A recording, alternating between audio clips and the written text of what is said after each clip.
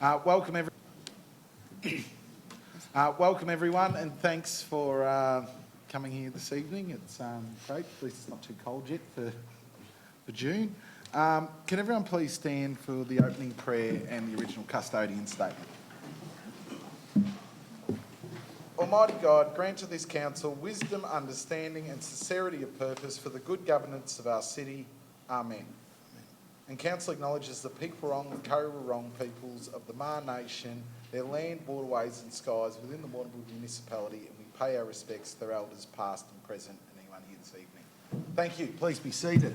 We'll move on to item 2, apologies. Are there any apologies this evening? Councillor Arnott? Yes, Councillor Biliadis is an apology this evening. Thank you, Councillor Arnott. Do we have a mover and a seconder for that? Councillor Walsh? Councillor Jelly, you happy to second? All those in favour? Passed unanimously. Item 3, the confirmation of minutes. Can we have a mover that the minutes of the scheduled meeting held on the 5th of May 2025 be confirmed? Thank you, Councillor Arnott. Do we have a seconder? Councillor Ziegler. No one wishes to make any amendments to them or any questions or changes? Very good. We put the motion to the vote. All those in favour? Passed unanimously. Section 4, declaration by councillors and officers of any conflicts of interest on any agenda item. Councillor Ziegler? There are 2 items relating to the South Warrnambool and Dennington flood investigations. No worries, Councillor Ziegler. So we'll come back to the questions, but once the questions are asked, we'll ask you to leave for them as well because they'll relate to item 7.1. All right, we'll now move on to item 5, the mayoral presentation. There's a fair bit going on in the city this week. I've just come back from a little look around at the Dispatcher filming that's happening at Flagstaff Hill. They've been down at the Breakwater as well. Our economic, one of our economic development officers estimated that it's generating over $1 million in activity for our city. There's over 200 crew here. I think there's 450 extras who are taking part in it as well. So it's a really exciting time for the city, and it's going to be really amazing to see what comes out with that one. This month we also had the Mura International Association visit, which was great. That's the committee of Mura, the committee from Mura that actually helps facilitate the student exchanges with our local schools and picks who comes and who goes. And it was really great to hear some of them. It was their 7th or 8th visit to Warrnambool and the long relationship that Warrnambool's actually had with Mura for a long time. On Friday night, we had the Tandarook Justice Commission walk come into town as well, and that was a really amazing. It was really amazing to hear from Travis Lovett, who's one of the assistant commissioners, who's doing it, and it was really amazing to see the smoking ceremony out in the Civic Green, and then in here in the studio, hearing from Travis and a whole heap of other elders, and hearing from Shane Howard as well, who did perform Solid Rock. So thank you to everyone involved, and thank you to all of his support crew as well, because they're still working their way through the Otways, through Colac, all the way to Parliament. So it's still going on at the moment if you want to go and check it out. This month as well, 3-Way FM, they opened their new studios that they've just had refurbished as well. It's been over 30 years since 3-Way FM started in the city, so it's really special to have that totally run by volunteers. So it's been a really, it's really great. And the last one is, if you haven't got tickets yet, make sure you get tickets. 21st of June, Winter Solstice is back again this year. It's going to be great down there at Lake Patoe. We're going to have the fire dances. We're going to have all the stuff we had before. So if you're looking for something to do on the solstice night, you want to come down and check out Winter Solstice because it's going to be great. We'll now move on to item 6, public question time. And Councillor Ziegler, can I ask you to please step out?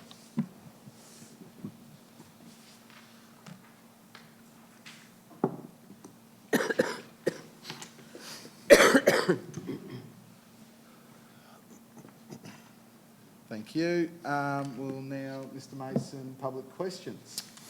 Thank you, through you, Mayor. I've got 2 questions for tonight's meeting, both in relation to item 7.1, the South Warrnambool and Dennington flood investigation study. The first question is from Nick, from Noah Cole. I don't believe Noah's... Oh, okay. Did you want to read it or did you want me to read it? Okay, great. So the question from Noah Cole is, I purchased a block of land in the Ocean X subdivision. Prior to purchase, I emailed both the Warrnambool City Council and the Catchment Management Authority to confirm my plans would be passed, which they both gave the all clear to. 4 weeks after purchase, I was informed my block was no longer buildable. In the meeting agenda for today, I quote, "Council is and will continue to work with the Catchment Management Authority and individual property owners to design solutions which may then enable homes to be constructed safely. Can you tell me what has been done currently to make sure my block is buildable? Can you tell me if council will contribute financially to rectify this? Can you provide a timeline as to when we may be able to build, as I and many others cannot afford to hold on to blocks which is accruing substantial debt due to loan, utilities and rates." Mayor, I've asked Mr Coghlan, our Director, to answer these questions. Thank you. Mr Coghlan? Thanks, Mayor, through you. Thanks, Noel, for that question. We acknowledge your inquiry and Council's response prior to you purchasing your property. We note Council's response included information that the lot was affected by land subject to inundation overlay and that construction of a dwelling would trigger a permit application under it and 2 other overlays. We also acknowledge that the best available information was used to respond to your inquiry at the time, and that since then the South Warrnambool flood study has been finalised, which has updated the best available information.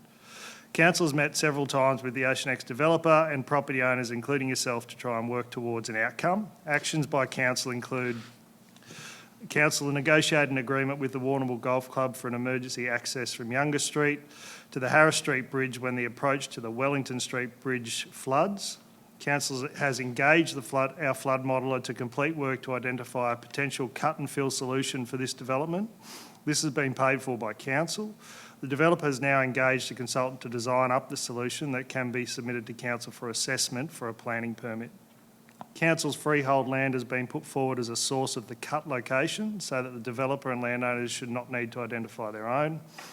The work to identify possible solutions has been funded by the Council. However, any funding of works would need to be considered against other mitigation options for the broader catchment and community and require a cost-benefit analysis, which is unlikely to align with the timing for this development. Council is awaiting a submission from the developer and the consultant to assess, and we are hopeful this will be ready in the near future. Council and the Glenelg Hopkins Catchment Management Authority continue to collaborate to work through the challenges posed by the updated flood risk information. Thank you, Mr Coghlan. Mr Mason, next question. The second question is from Nick Bolden. Mr Bolden is in the audience today and is going to ask his question. So I'll invite Nick up.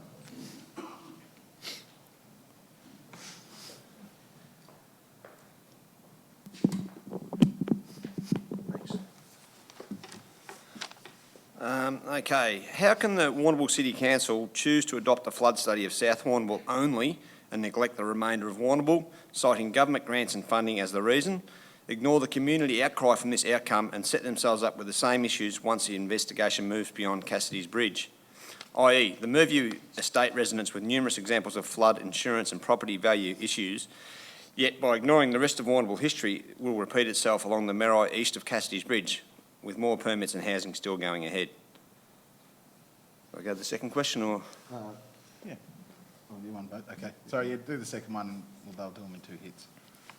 Has Warrnambool City Council and or Glenelg Hopkins Catchment Management Authority at any time questioned the data used for the flood study, in particular the 41% increased rainfall intensity, or IRI, to ascertain if this figure is a local, statewide or national calculation, and the impacts it would be if this was lower? Thank you, Nick. Mr Mason? Yeah, Mr Coghlan's going to answer this. Thanks through you, Matt. Thanks for that, Nick. Boundaries need to be identified in any flood study to allow the study to be completed in a practical manner. A funding application for a study upstream of Cassidy's Bridge has been submitted to the Regional Flood Risk Reduction Program administered by Emergency Management Victoria and will be completed if and when the funding is received. Council expects this work will likely lead to revision of overlays in that area also, but needs to complete an updated model before the amount of change can be ascertained. In terms of the second question, yes, the use of the 41% increased rainfall intensity was questioned, and the key rationale for using it has been to maintain consistency in approach with the latest data. The 41% was consistent with version 4.1 of the Australian Rainfall and Runoff Guidelines. As stated in section 1.4, increased rainfall intensity has been defined in accordance with the guidance provided in the draft update to climate change considerations chapter in the Rainfall and Runoff Guidelines. Department of Climate Change, Energy, Environment and Water. This is consistent with the IPCC latest information, and the data used in this instance is an increase on local rainfall records. Thank you, Mr. Coghlan. No further questions, Mr. Mason? Can we get... Well, we might as well just go straight. All right, we'll go straight into the officers' reports. Councillor Ziegler already has a conflict. He's already declared that, so we'll move into the reports. Item 7, and we'll go to 7.1, the South Warrnambool and Dennington flood investigation. Final summary report, Mr. Mason. Thank you. This is a fairly substantial piece of work that's been done, and it's, at its fundamental, it's reflective of the fact that councils have a legal responsibility to plan for and mitigate risks, including flood risks. Council received funding from the state government to do the South Warrnambool and Dennington flood investigation, which has been prepared by an experienced consultant and has also been peer reviewed. The flood investigation identifies areas of land at risk of flooding.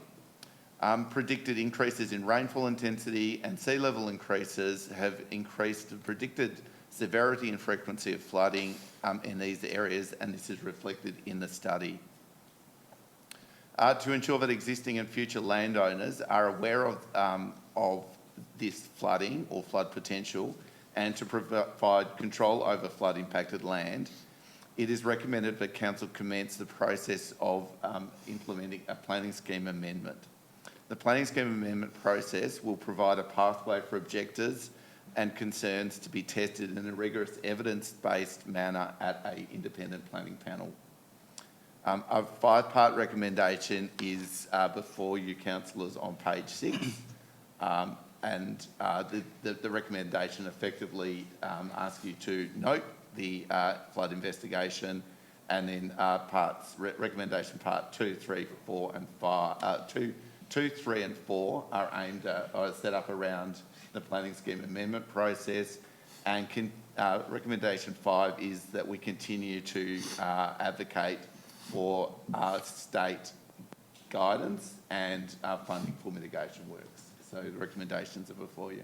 Thank you, Mr. Mason. Were there any questions on that before we look for a mover? Do we have a mover? Councillor Jelly. Mayor, I'd like to move an alternate motion, and that alternate motion is to note the South Warrnambool and Dennington flood investigation study, but make clear that this council does not wish to proceed with the recommendations of this investigation. Thank you, Councillor Jelly. Do we have a seconder? Councillor Arnott. Councillor Jelly. Thank you, Mayor. The South Warrnambool Dennington flood investigation has been a long and arduous task for all involved. I acknowledge the work that the council officers put into this. I'm pleased that back in March we allowed an additional 3 months to work through this. We have asked a lot of questions. It was additional time for councillors to try and digest this information. We absolutely acknowledge that councillors are not engineers or scientists or climate change experts. It also gave our community time to have their say and put forward their submissions and concerns. It has now come time to make a decision on all of this information, and I will admit it has not been easy. There are fors and againsts. We now understand that the data gleaned from this study is owned by the state government. Yes, they funded the study, but I did not realise until recently that the data was already being used, even before councillors have made a formal decision on it. That itself mystifies me. In that case, why were councillors forced to make this decision if the data was already out there? Is it concerning that Council's Rates Department are now implementing valuation adjustments before council has even adopted the study or endorsed the rezoning tonight? This investigation is asking us to make a decision now for the next 75 years. How can anyone have the insight to do that so far ahead? How do we, with the utmost certainty, know that we can believe this data and supposed science? Some of this has been undoubtedly an assumption, and is the science perfect? 2007 flood model was never adopted as it was recognised to be flawed, but yet through much of the information provided to councillors, the 2007 flood model is quoted. How can we vote clearly on and accept something that does not identify all facets and issues? What are the clear mitigation options being offered up as solutions? I'm not prepared to agree to something that in essence is saying, just vote this through and we will work out the solutions later. I want clarity. Did the peer review of this document done last year consider mitigation?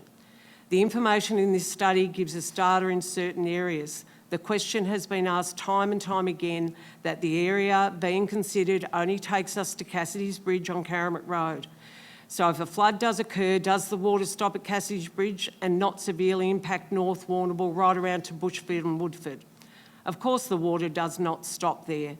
The answer is that there is no current study for that area. Yes, Warrnambool City Council has applied for funding through the state to do this additional work. So there again, it does not give a clear picture encompassing all the information that I need to make my decision. Councils should have access to a proper and reliable funding through the state government, not funding that is unpredictable, competitive and doesn't go far enough and only allows councils to look at part of their problems. There needs to be a dedicated flood mitigation infrastructure fund with the state government. In this information is indicated that the new level rise should be 1.2. Making a decision on this now is going against current government guidelines of 0.8 and is preemptive of current state government policy. Is all this data and science captured accurate to us here locally? We need local data for the total catchment in regard to rainfall intensity, not a generalised assumption broadly from across Australia. The basis for the 41% rainfall increase seemingly has no foundation in government policy. In effect, Council is being asked to make a decision for what should be a state government responsibility. State government needs to give council certainty. This kind of work needs state leadership, not councils and municipalities trying to work through this. Out of the 52 submissions received by our concerned community members, 177 questions were extracted from that. Many of the questions were similar and repeated. And when asked the validity of any of those questions on the study, and none of these submissions or questions had any impact on the study, that there was nothing that they did have impact on. I found that hard to understand. I continue to have issues understanding the role of the Glenelg Hopkins Catchment Management Authority in this and which responsibilities they hold. Are they taking responsibility for the management of the Rutledge's cutting and the opening of the same in the instance of flooding? I feel that Rutledge's cutting has been, and the role it plays in any flood instance has been downplayed and dismissed. The modeller's map assumes that Rutledge's cutting is closed.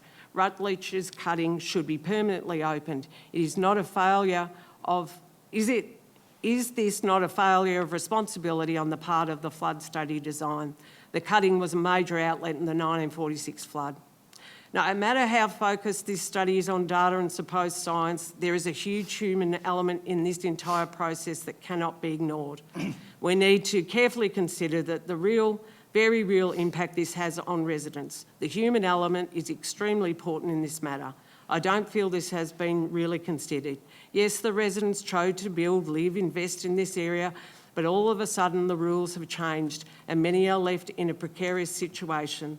These people are now being asked to bear the brunt of something that is not in their control or, in fact, may never happen. The rules changed overnight. A 75-year unknown, uncertain decision will stop progress. What this study should have focused on is stopping the future development of inappropriate land developed and left what is currently existing and under development alone. I therefore cannot support this study. Thank you.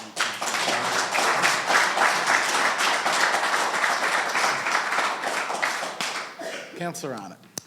Thank you, Mayor.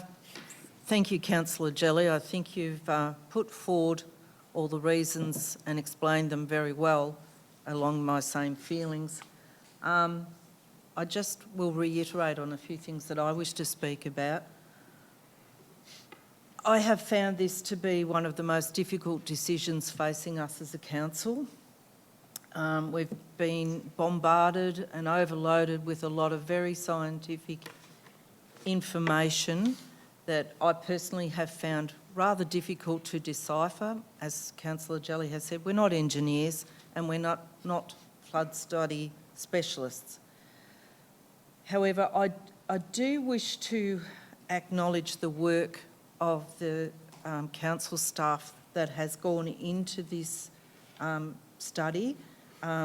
There's been a lot of time and effort gone into it. However, where I have really struggled is with the human element and the cost to our current community. I feel that has been downplayed. The loss of land value, which has already come to pass, I find that very discerning. The other thing that I find really difficult to comprehend is that that of the 1.2 metre sea level rise. We're using a level that officially has not been confirmed by state government. And as well, the use of the climate change data to the year 2100. I don't know about anyone else. I can't really predict what I'm doing next week, let alone in 75 years' time. The impact of this study on development potential and development contribution is enormous. I also want to touch on the difference in the current modelling when compared to the 2007 modelling, which we have been told had flaws. That's another anomaly I can't quite understand. And the other thing, and Vicky touched on this as well, spoke about it, the state government already own this information, which this information has already been enacting upon. So really, in a sense, it seems council's decision is superfluous. Why are we even bothering to make a decision on information that we don't own, that the state government own, and using that information to enact upon? I think that's not good. I find it difficult to understand how a study of water can either start or end at Cassidy's Bridge. On the maps, there's a very clear line of demarcation. Now, to me, water is a fluid moving beast, if you wish to call it that. So I find that difficult to understand. With this whole flood study, I would feel more comfortable if east of Cassidy's Bridge upstream was included in this study.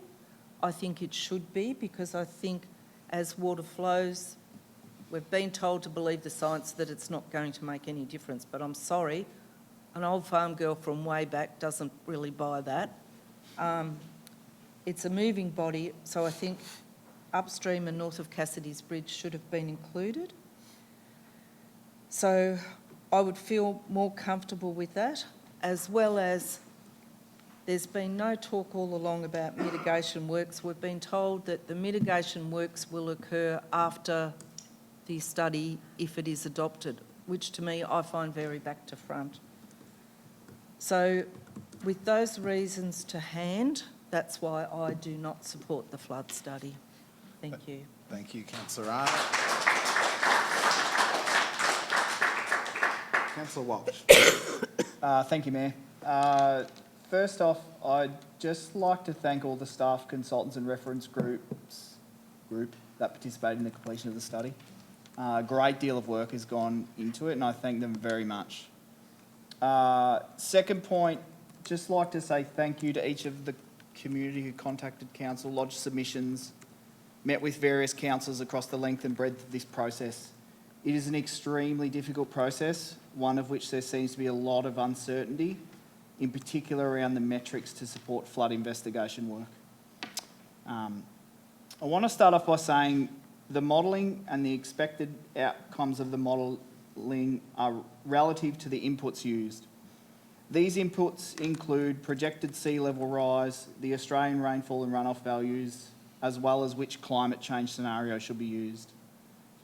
These values are somewhat predetermined. However, the question for me remains, should they be? I think there is a real opportunity for the state and federal governments to partner together with the various agencies to predetermine what these levels should be for flood investigations. Why are they not predetermined? That's really a really big question that I have. As other councillors have touched on, I'm certainly no expert in the movement of water or anything to do with topography or those sorts of things, so it makes it really difficult. I'm being asked to make a decision based on something that I have no expertise in. This is not me questioning the experts who provide the information. It is me questioning the process as someone who essentially is the decision maker. I don't feel like I have the appropriate opportunity to challenge the input values used, as I have no way to validate them or their suitability for use. I think there is a real opportunity that is being missed that would allow the decision making for councils around flood mapping to be extremely transparent by using predetermined values for Australian rainfall and runoff, sea level rise, and the climate change scenarios that are applicable. This should not be something that individual investigations should set and predetermine, as this seems to be a significant area of concern with the community. A lot has been said about the predicted 2100 sea level rise increasing from 0.8 to 1.2. This is a state government metric. This is something that should be confirmed by the state government prior to council making determination on a flood investigation. It seems unfair for the council to be first past the post in relation to this figure. I'd much rather the state government set this value before we proceed any further. The study itself indicated that a figure of 41% was chosen for rainfall and runoff, as per the draft version of this document. There is an opportunity for this to be reverted to the 37% that was recently published in the final version. I would like to see those updated numbers carried out to ensure that, at least for now, the mapping is as accurate as it possibly can be whilst we work through the mitigation options. In regards to the mitigation works, this needs to be incorporated into the study. Making a decision about a flood investigation without the full picture is near impossible. Mitigation is a huge part of this investigation and needs to be fully investigated, that's bad wording, mapped in order for the community to fully understand the implications that follow the study. Some of the preliminary investigation has been done, and I note that, but it's missing the detail. The detail is important at the moment. Without the detail, the investigation seems unfinished. There needs to be a greater level of design and analysis done around the cutting in Kelly Swamp to determine the appropriate berm height and put steps in place to actively manage that. This includes the detailed decision-making process in conjunction with Glenelg Hopkins CMA on what and when the manual mouth openings will happen when floods are predicted. The mitigation options need to be explored in the land directly surrounding 125 Younger Street. With a simply designed levee, there is an opportunity to immediately reduce the predicted flooding that impacts properties next to and on the opposite side of the road. This will make a material difference to, at a minimum, half a dozen dwellings. The mitigation at Swinton Street needs careful consideration. Should the management at the cutting and Kelly Swamp be done accurately, then the Swinton Street mitigation will support and reduce any predicted movement back through the catchment. The catchment past Cassidy's Bridge must be mapped. It seems logical that this part of the catchment be treated separately to the South Warrnambool and Deanton flood investigation. Given what I'm anticipating to the increased overlays with likely areas of significant flooding, this must come back as a package of work. The implications of the updating of flood mapping is going to be wide-reaching within a community. We need to make sure that we get it right. I understand the ability to segregate mapping exercises and that they are an ongoing process. However, without having this detail, I don't feel like I have the information I need to make a decision. Is 1% AEP the correct measure for the planning scheme? This is an outstanding question I have. I understand the need for planning and the overlays that follow. They are there to ensure that we protect people, property, by having a really good understanding of what a flood of this magnitude would do to our community and making sure that we actively manage that. To finish with one thing, the 2007 flood study was not included in the warnable planning scheme until 2014. This also goes away to reflect how difficult and complicated flood investigation work is. Thank you, Mayor. Thank you, Councillor Walsh. Councillor Bento. Councillor Bento. Well, it's pretty hard to follow up those three councillors with their reading and their view of the whole study. I've looked at the study a little bit differently without trying to take the personal account into it. I've delved into the metrics and the scenarios, if you want to call it that, probably too far. As they say, a little bit of knowledge is dangerous. The biggest hurdle that I come across is the SSP and reading about them, which is the 5-8.5, which is relative to the global emissions, which is the highest that's out there for recommendation. Now, to get your head around that a little bit, that they've used in the metrics, they're talking that for that the SSP 5-85, that we're going to have to double our emissions by 2050 and maintain those emissions until 2100. Just with a bit of research now, when you're talking about doubling emissions, you're talking there's 2,400 coal-fired plants across the world. So to double our emissions just in coal. So that's where we're talking about this scale or the climate scenario they're using. That it's that far out there that's pretty unbelievable. I know in the document it's saying it's on the same trajectory, but in the last 2 to 3 years there's been a growth in that area in emissions because of the fuelled by the green energy market. So there's been a spike, if you want to call it that, in those emissions.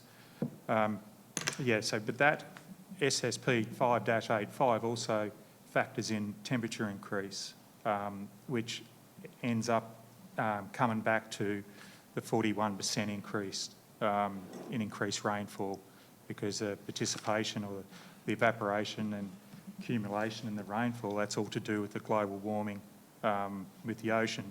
So that metric influences the other metrics, and it also influences the 1.2 sea level rise.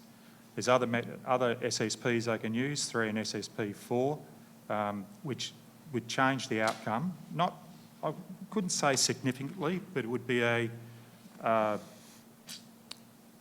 more, I'm just trying to think of the word, I'll get back to it, reasonable outcome. Because effectively that area is still going to go underwater one day. It depends on how high it's going to be in relation to that. We've still got to do our planning. We've still got to implement processes that are still relevant and reasonable. At the moment, I don't see the metrics that they're using as being reasonable. Even down when you start talking about the 41% increased rainfall during the storm events. Previous data, if you want to go back to the 2007 flood studies, but we'll stay with this one. The 1 in 100 year flood that they're talking about, and by the 2100, it's going to be 0.5 of a metre higher at Cassidy's Bridge than what the previous 46 flood. Now, in relation to the flood, the 46 flood in 2007 was basically a 1 in 500 year flood. Now, we've got this modelling today where that flood now is a 1 in 60 year flood in the year 2100. Now, that's a pretty big change in reviewing that flood and bringing it to a 1 in 60 over that. But with the metrics they're using, probably is acceptable. But I'm questioning, are those metrics too high for what's going on in regards to that? The Rutledge cutting is also another area of concern. during the community engagement, the Rutledge cutting was spoken about extensively by the community and their thought process of the importance to this study. I still believe it is very important. I believe they've been not dismissed on their concerns, but not evaluated properly in this outcome. So that adds to it. The flood island issue, I really can't get my head around it. To say that a property is a flood island that's not flooded, but you can't get to it in case of an emergency. Yeah, it's difficult because there's already a house built beside your property that you're trying to build on. So what do? We say that they've got to move. I think that's got to be balanced in regards to this as well. So just adding to it all, I really can't, just on the metrics alone, I can't get it. It's not reasonable, okay? It's on the very high extreme side with that, which is, I guess they've got to do, because prepare for the worst, as the normal old motto, and if it doesn't happen, it's all good. But when you've got to balance out all the options, we've still got to be reasonable about that. Yeah, thank you. Thank you, Councillor Benter. And look, I'd just like to, I've probably got a counter view, which is a bit different to the views that have been put forward to the other councils. And it was great, we actually went out to consultation and received everyone's feedback. I suppose looking at it from a total pragmatic point of view, where we're at the moment is this is a state government flood study it's been funded by the state government. The state government, as Councillor Jelly said, owns the data. The data has now been uploaded into the flood portal and it's being used through... Is that better? Yeah, sorry. The data is being used. The data is being used, you know, when it comes to rates, to insurances, and all of those things. And the issues that have been raised around blocks of land that could once have been built on, but now are struggling to get through the referral authorities.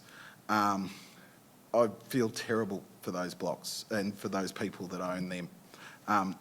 But that's not going to change. And what will happen is really by going to the planning panel, it's a panel of 3 experts, independent experts, who will test the flood study to see if it is right, if the metrics are right, and that is where change can happen in what the study actually looks like. The planning panel also, we had 52 submissions in the last round of consultation. They would be going through all 52 of those submissions and all of the issues that were outlined. They would be tested not just with the person putting in the submission, they would also be tested with the council's assumptions as well. So there would be an independent panel actually making a decision which could result in change in what the flood modelling actually looks like. It also would be talking about, because it was raised in so many of them, the sea level rise. It would be talking about especially Oceanics and things like that where there have been challenges.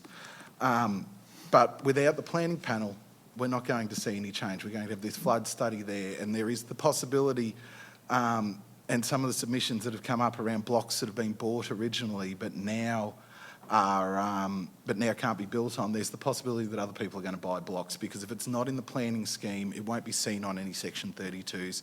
It'll just be sitting there in the flood modelling, and if there is a building permit come, that's where you'll find from the agencies it'll be denied. The other issue that I see around this as well, if we don't progress to a planning panel and look at doing something with the planning scheme, is the mitigation works, because it's going to be a challenge then to go, well, we've got a flood model sitting there. If it doesn't actually go into our planning scheme, advocating on that will be a challenge. And at the end of the day, we're facilitating this process. Cancelled isn't actually, we're putting forward what we think it should be, but at the end of the day, this will be a decision of the planning minister. The interim controls are a decision of the planning minister. And we are the planning authority, that's why we facilitate this process, but we aren't the final decision maker. And if there are controls or there are going to be changes in the flood modelling, there could be 3 independent experts, which if it went out for consultation, We got feedback back and then it went to the panel, which would be an 18-month, 2-year process to be able to go through that. If that could actually happen, we may actually see some change. But going through it the way it is at the moment, just leaving the flood modelling there,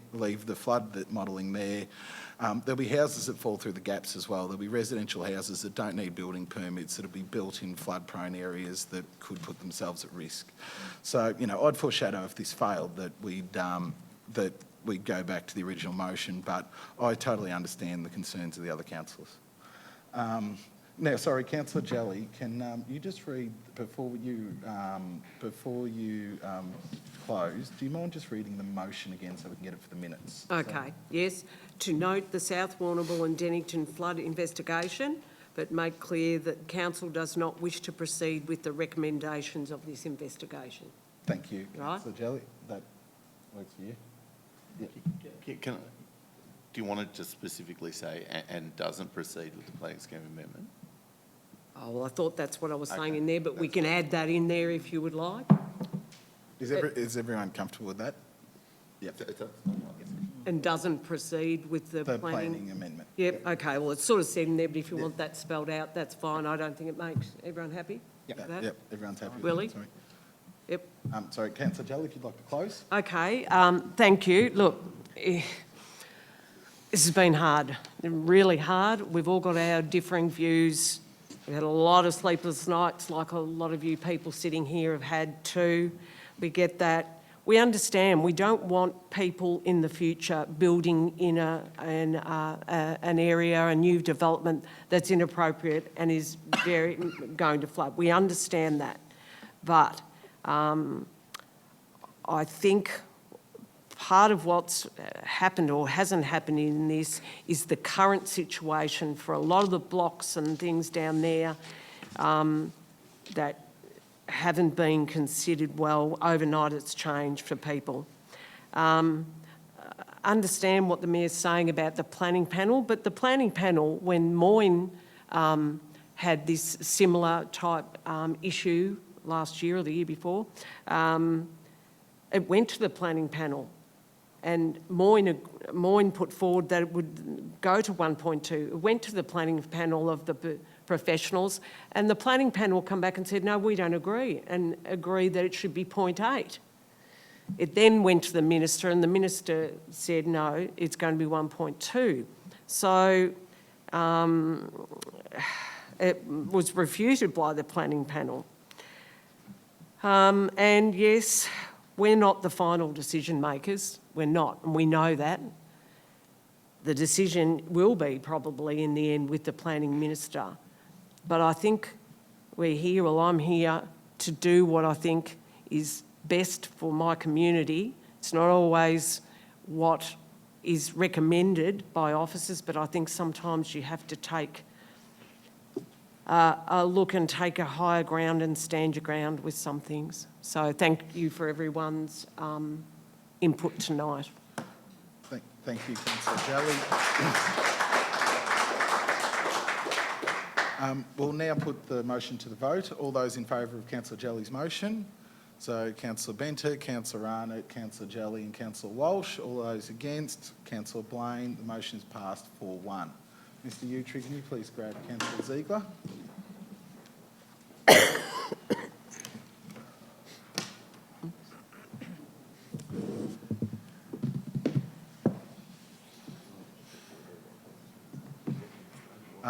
Look, you're welcome to stay if you want to stay for the rest of the meeting, or if you just want to go, you can go to the rest of its budget and stuff. Yeah, stay.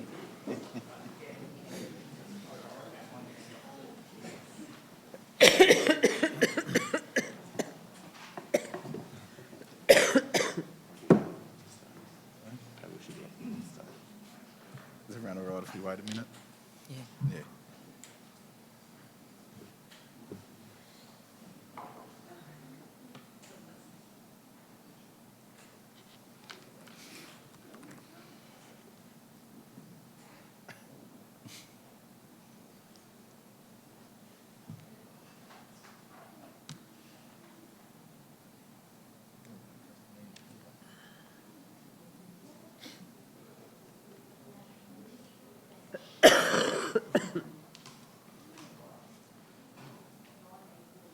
Thank you, everyone who stayed in the gallery.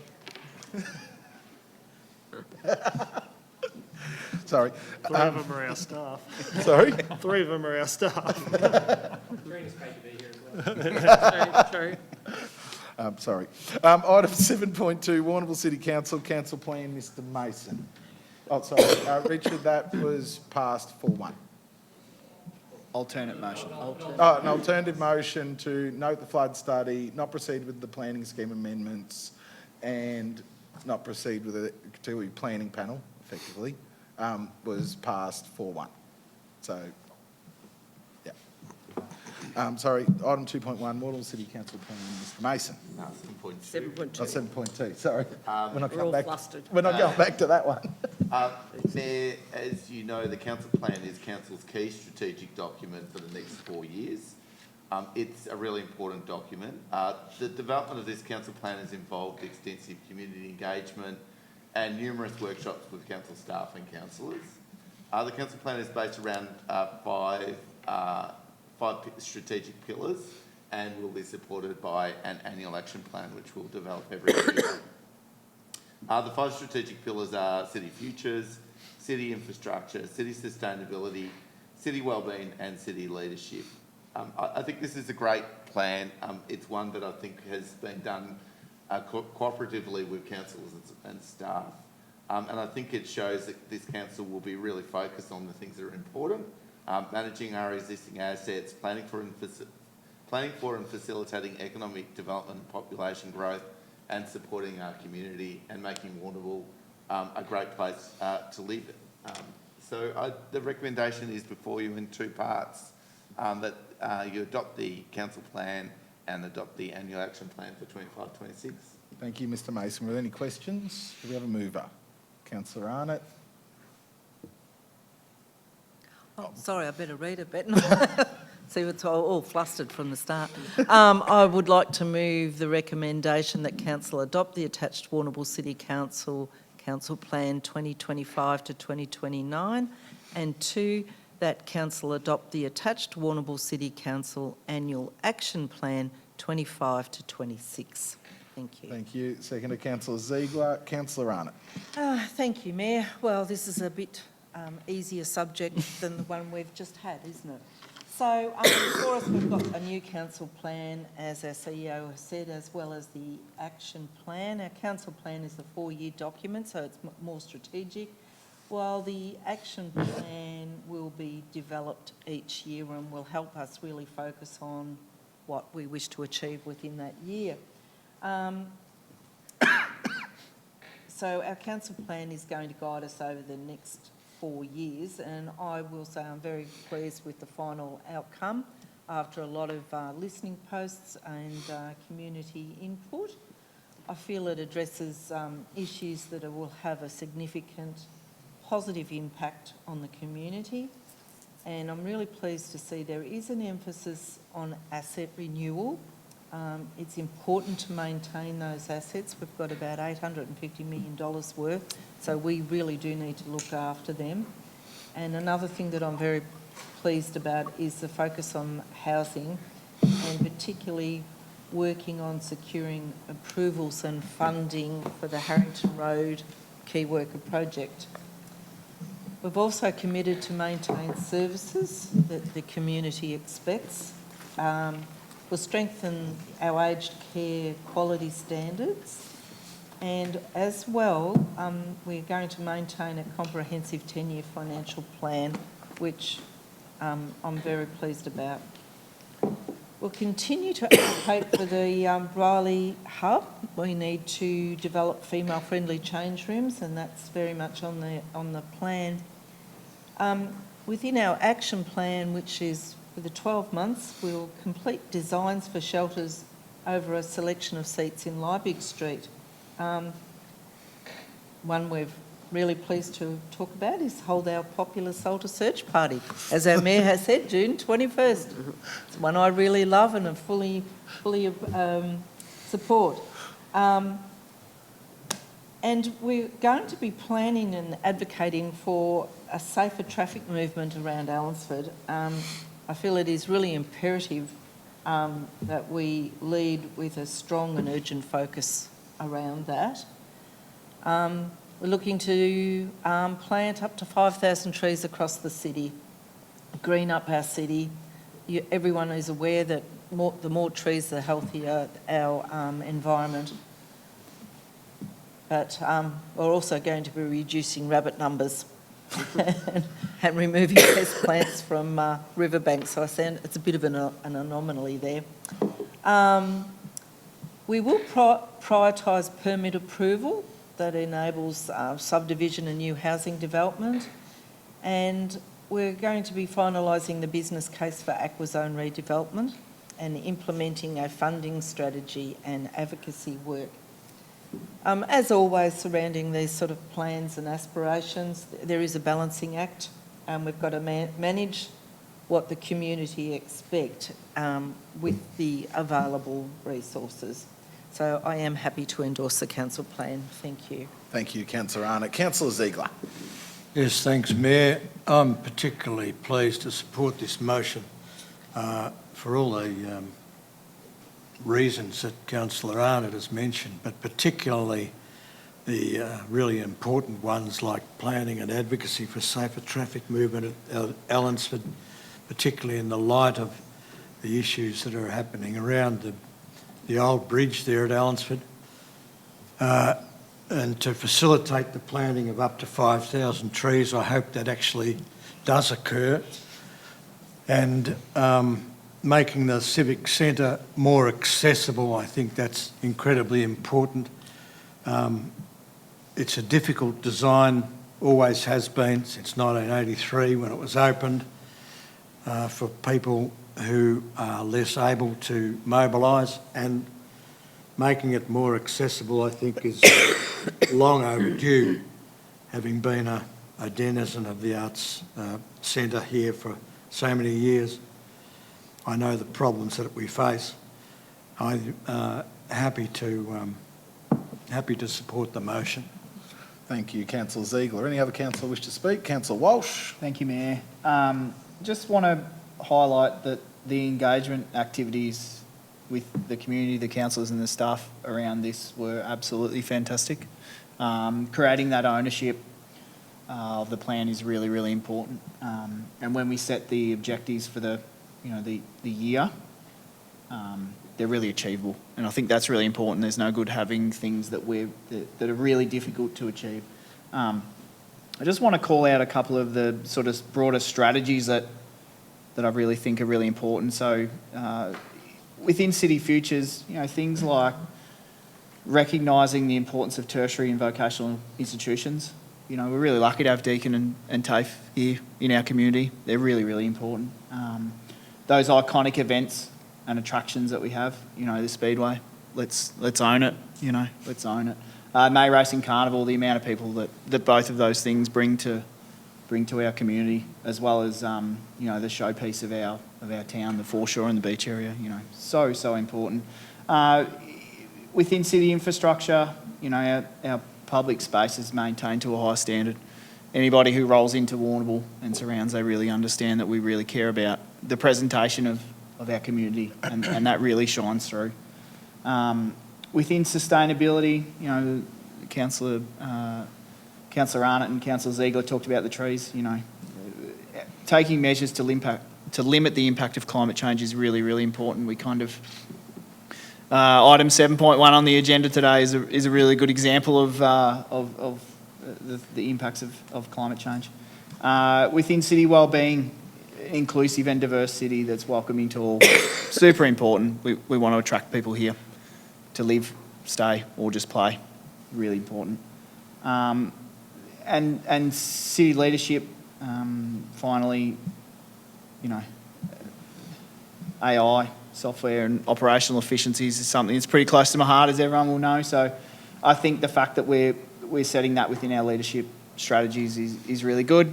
There are some tight things we need to do to make sure that things are managed well, and I think we're putting ourselves in a really good position to be able to do that. And just finally, our city as the leader within the South West region. That's exactly where we see ourselves and where we want to see ourselves in the future. So I think each of these strategies, plus the others that I haven't talked about, are really important for the way that we're setting ourselves up. Thank you, Councillor Walsh. Any other councillor wish to speak? Councillor Benter? Yeah, thank you, Mayor. Yeah, I'd like to concur with everyone else that's made the comments. Yeah, the strategy or the plan, and it's been well done and put together.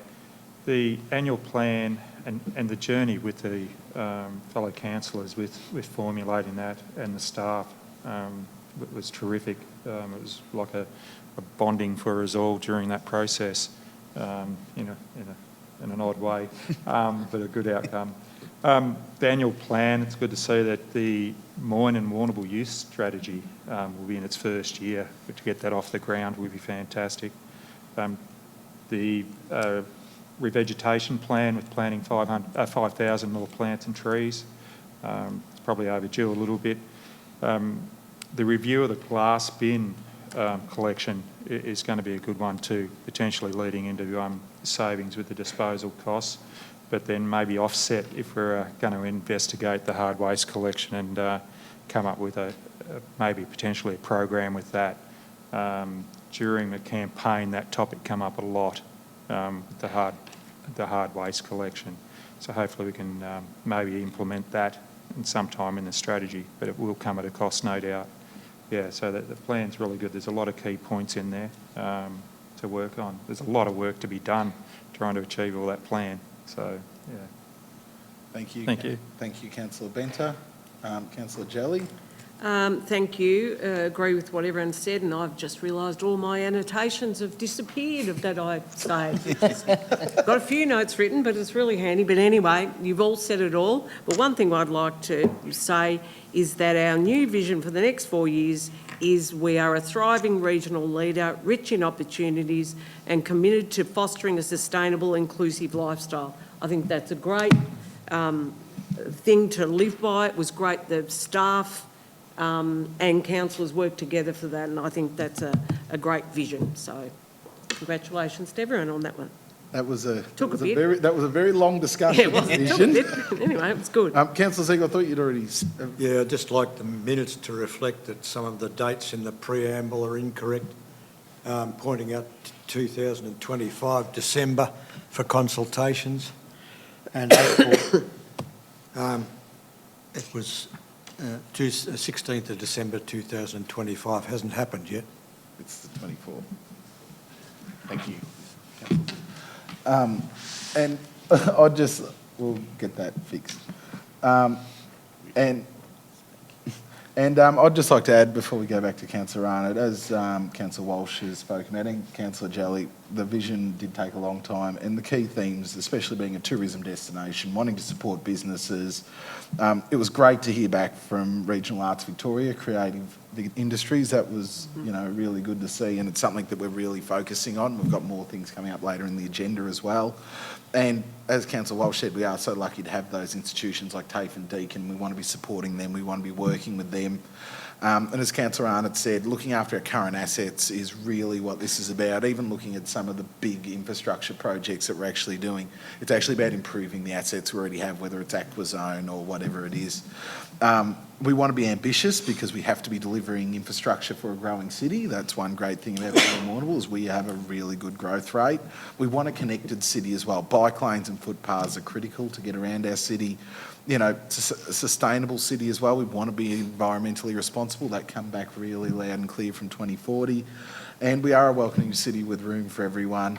And as Councillor Arnott said, we want to be fierce advocates because not only do we want to be attracting state and federal funding here, but we also want to, we want other private companies. We're ready to invest. We're ready to be open for business. Even looking at the dispatcher that's here at the moment, like that's a really big buzz for the city. And efficiency across the organisation's key, especially in the rate capped environment. Everything is becoming more and more efficient because that's the only way we can continue to deliver across all those things. So they'll be really important keys over the next 4 years. Councillor Arnott, do you wish to add anything to close? I'll be very brief, and I speak I feel on behalf of everyone here that as all of our councillors here, we're very proud of our city, and it is really important, that we have we work to progress and grow and remain the leader in the region. And just one thing I'll finish on, as a business owner, I get a lot of tourists into my business, and a really regular theme from the tourists is, this is such a beautiful city. So I think our goal is we have to maintain that and just keep moving forward. Just finally, I want to thank all the staff involved in this as well, so thank you. Thank you. Thank you, Councillor Arnott. We'll now put the motion to the vote. All those in favour? That's passed unanimously. We'll now move on to item 7.3, the Warrnambool City Council budget. Mr Mason. Thank you, Mayor. The 25-26 council budget has been through an extensive process of council workshops and community consultation. This year's budget has a firm focus on managing... Sorry, Mr Mason. The governance officer's just said to me, Richard, do you want to move a motion to get those amendments put in the report for the agenda? I can move that, yes. Mover. Do we have a seconder? Yep, Councillor Arnott. All those in favour? That's passed unanimously as well. There you go. Sorry, Mr Mason, continue. You can start again if you want. So the budget has been through an extensive process of community consultation and workshops. This year's budget has a firm focus on managing our assets and providing vital services to our community. The budget is recommended for adoption as set out in the 7-part recommendation on page 26. I would also just like to acknowledge Mr Marson, who got the handball or hospital hand pass when John Brockway left, and so just would like to acknowledge his efforts in getting the budget together, so thank you. Thank you very much, Justin. Did anyone have any questions? Do we have a mover? Councillor Arnott. Thank you, Mayor. I would like to move the officer's recommendation. Thank you. Do we have a seconder? Councillor Walsh. Councillor Arnott. Well, you seem a little bit more hesitant on the budget. Okay. Coming out with them tonight, aren't I? Once again, a very important document, and it is supported by a council plan. It's actually a difficult document to prepare, as I've said before, the need is so great, but unfortunately the well of money is just not large enough. So it actually comes down to prioritising. I'm well aware of the impact to the community of the cost of living, but unfortunately council is not immune to those very same costs. The increase of 3% in rates is in line with the Victorian rate cap, and the average impact to homeowners is $1.36. It doesn't sound a lot when you break it down, but I still understand there will be an impact. The focus of the budget is about looking after the assets we have. We have approximately, as I said earlier, $850 million worth of assets. That includes buildings, roads and paths and bridges. We're investing $9.25 million into assets, including $5.2 million for key worker accommodation at Shipwreck Bay Holiday Park. That should have a significant effect on helping for accommodation for key workers. $7.2 million for completion of work at Wollaston Road, which that includes the relocation of the power lines, and $534,000 for new footpaths in the industrial area. And one thing which I'm really pleased about, we've set aside funding to create a precinct plan for the former Saleyard site. This land's got enormous potential and can have a really big impact on how we live and work in Warrnambool. And we need to make sure it's developed in a way that delivers best possible outcomes for the city. And I'm going to touch on, I'm pleased to see that the Premier of Victoria, Jacinta Allen, and the Leader of the state government has backed down on her emergency services levy for farmers for 12 months. But I'm not sure whether everyone realised this levy still applies to all city property owners in Victoria. So With that levy, the council is required by law to try and collect it, and in effect, we have become nothing but tax collectors for the state government. And I feel it's a very unjust levy that has been imposed upon us. Even so, I am happy with the budget that has been prepared and will endorse the adoption of it. Thank you. Thank you, Councillor Arnott. Councillor Walsh. Thank you, Mayor. Just echoing the sentiments of Councillor Arnott, thank you for that great summary of the budget. A couple of things that I would like to add to that. Budgeting is very difficult in this fiscal climate, so I appreciate the impact of any kind of increase to people's rates. Unfortunately, it is necessary. I think that's the big takeaway. It doesn't only cost more for individual houses, it also costs more for councils. I think there's some good investment into the holiday parks. We've talked a lot and reflected in our council plan about how important the visitor economy is to Warrnambool. Anyone who's been down the foreshore at the peak times of our holiday park season knows the impact that has. So I think any capital improvement that we can make there is money well spent. There's some work at Aquazone that needs to be done. That won't be lost. It'll only enhance as we move hopefully into that new Aquazone precinct that we're looking to work towards. Accessibility at the Civic Centre, it is not accessible. It should be accessible as 2025, so I think it's appropriate that we do invest in that. Just a kind of a random fact, 80 out of the $100 of each individual's rates goes to constructions, roads, paths and drains. Some of that you see, some of that you don't. That's a real heavy workload that the council has. Parks, recreation, libraries and culture, aged and family services, administration, economic development and tourism. All that stuff is things that push us forward as a community. It's not like that we're out spending kind of willy-nilly. It's all stuff that's directly put back into the community. So I think it's a good budget. We've got some work to do. We're looking after the stuff we've got, and I think that's really important in this climate. Thank you, Councillor Thanks, Walsh. Any other councillor wish to speak? Councillor Jelly. Again, I've lost all my annotations, so all the lovely things I had highlighted.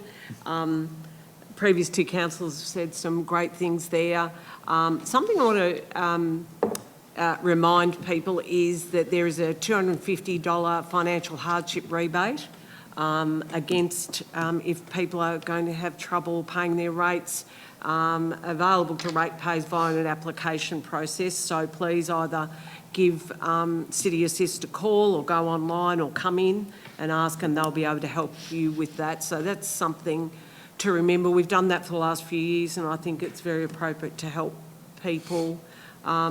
We've got such a great array of services and things we provide to the community. So, and council in this financial hard times, council are finding it hard to do things, you know, cost for meals, cost for Meals on Wheels, all those sort of things have gone up and we've had to wear that as well as the community. So I'd also like to thank the CEO, executive and associated staff and gentleman that's taken over from John, but especially to John Brockway. John was here with us through all this and we started really strongly, you know, last year when new councillors came in, and it's a much, much better process than it's ever been for councillors from previously. So congratulations to everyone. It's much easier to understand and great working with everyone to get to this result. Thank you, Councillor Jelly. Councillor Ziegler. Yes, thank you, Mayor. As every year we look at a rate rise, I agonise over it because I don't like to spend money either, the same as any other resident in the town. But I'm very mindful of the fact that we're incredibly lucky in Warrnambool that we're able to have kept the level of services and standards, particularly to our more needy or vulnerable residents. We haven't cut down services, aged care services, childcare. We're actually maintaining them, and they cost money. If we don't increase our rates, we have to reduce those services. And for me, I think it's incredibly important that we maintain them to look after our more vulnerable people. There are assets that we need to maintain. We can't let things like the Aquazone roof deteriorate more. It becomes a safety issue. And I'm pleased that the council officers have generated a budget which, to me, while it does include a slight increase, is fair and reasonable. I'd love to be in a position to be able to say, let's not raise the rates, but I think with increasing costs, we have no other choice. Thank you, Councillor Ziegler. Councillor Benter. Yeah, I'd like to acknowledge that, yeah, everyone's on the hammer with that. The budget is a well-balanced outcome. It's still providing all the services to all the community. We haven't lost any, we haven't lost any of the services. We're maintaining them with the costs. We're maintaining the assets. The budget, like I said, Councillor, it said that it's maintaining our asset base, which we've got to be in that mode as well, so it doesn't get neglected.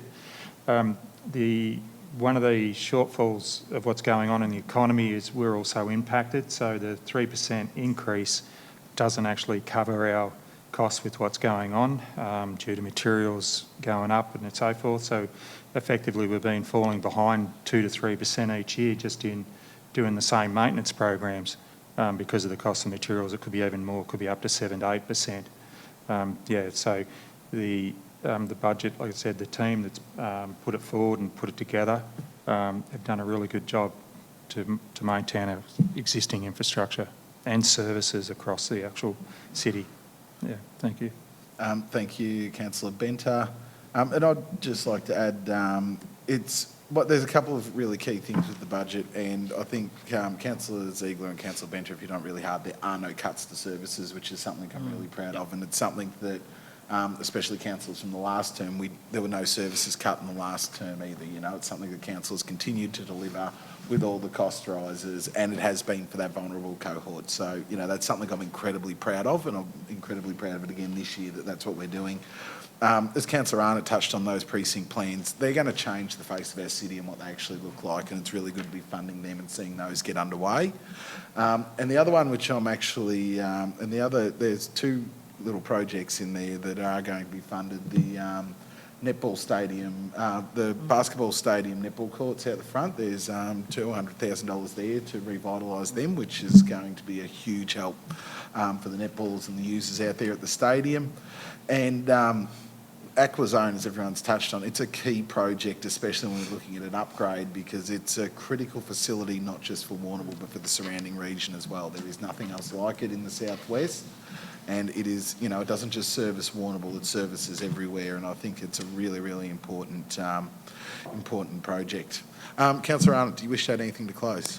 I think the subject's been covered very well by everyone. Thank you, Mayor. Thank you, Councillor Arnott. With no other speakers, we'll now put the motion to the vote. All those in favour? Passed unanimously. We'll now move on to item 7.4, the Revenue and Rating Plan. Mr Mason. Thank you, Mayor. This is relatively simple. The Revenue Rating Plan is a document required under the Local Government Act. It's recommended that Council adopt the plan presented tonight, which has seen little real change compared to the previous plan. Thank you, Mr Mason. Were there any questions? Do we have a mover? Councillor Walsh. Thank you, Mayor. I'd like to move that Council adopt the Revenue and Rating Plan 2025 to 2029. Thank you, Councillor Walsh. Do we have a seconder? Councillor Ziegler. Councillor Walsh. Thank you, Mayor. As the CEO touched on, it's a requirement under the Local Government Act. The purpose of the Revenue and Rating Plan is to determine the most appropriate and affordable revenue and rating approach for the Warrnambool City Council, which in conjunction with other income sources will adequately finance the objectives in the council plan. Now, we talked about our council plan earlier today, so There's a direct correlation between those two. So, and it bodes great transparency for a council. Thank you, Councillor Walsh. Councillor Ziegler. Yes, I'll echo the sentiments of my fellow councillor, but I'll also make note of the fact that council resolved to put the plan out for community consultation in May and received no submissions with regard to the revenue and rating plan. So, Thank you, Councillor Ziegler. Any other councillor wish to speak? And as Councillor Walsh said, there aren't any real changes to the categories, and the differentials between the different categories haven't changed either. They're still the same, so it has to be set for the next 4 years, but at any stage it can be reviewed as well. Councillor Walsh, do you wish to add anything to close? Nothing further, Mayor. Thank you. Okay, we'll now through the speakers. We'll now put the motion to the vote. All those in favour, passed unanimously. Now move on to item 7.5, the Community Engagement Policy. Mr Mason. Again, the Local Government Act requires council to adopt a community engagement policy. The policy has been reviewed with only minor changes made, and I would note that the policy has also been through a consultation process or community engagement process. We've one submission coming in that said that it sounds good, a positive. It's recommended that council adopt the policy before you. Any questions? Do we have a mover? Councillor Walsh. Thank you, Mayor. I recommend that council adopt the Community Engagement Policy 2025 to 2029. Thank you, Councillor Walsh. Do we have a seconder? Councillor Ziegler. Councillor Walsh. Thank you, Mayor. Community engagement seems to be a thing that we talk about a lot. We provide lots of opportunity. Sometimes we get some. Most of the time, maybe we don't. So, again, shout out to our peeps in the community. Please lean in when you get the opportunity. This policy will help set the guardrails for how we do that and how we support our community with getting that engagement.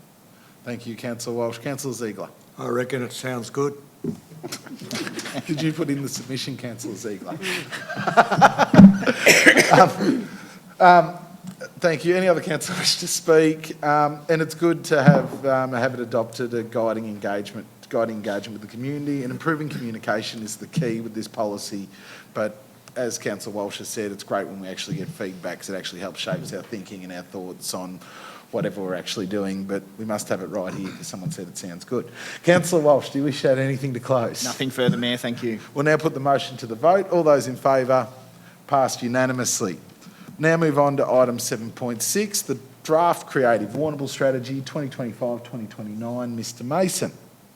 Thank you, Mayor. Warrnambool has an exciting and engaging creative sector and is home to some nationally and internationally recognised authors, musicians and creatives. A vibrant creative sector is good for economic development, but also adds to the livability of a town like Warrnambool. So this draft strategy sets out to try and provide a pathway for how we as a council can work with and facilitate and support our creative sector. It's recommended that council endorse the draft strategy for public consultation. Thank you, Mr Mason. Any questions? Do we have a mover? Councillor Jelly. Thank you, Mayor. Yes, I would like to go with the officer's recommendation that council endorses the draft creative strategy 2025-2029 for public release and community feedback. Thank you, Councillor Jelly. Do we have a seconder? Councillor Ziegler. Councillor Jelly. I think this is exciting. When we talked about in our briefing last week, I think it was. Last week. Listening to staff, listening to Gareth talk about it, and you could read the enthusiasm out of what he was talking about, and he put a lot of work and associated staff obviously with him. So that was really exciting to read what this has come out. I think it's something great for Warrnambool. Often our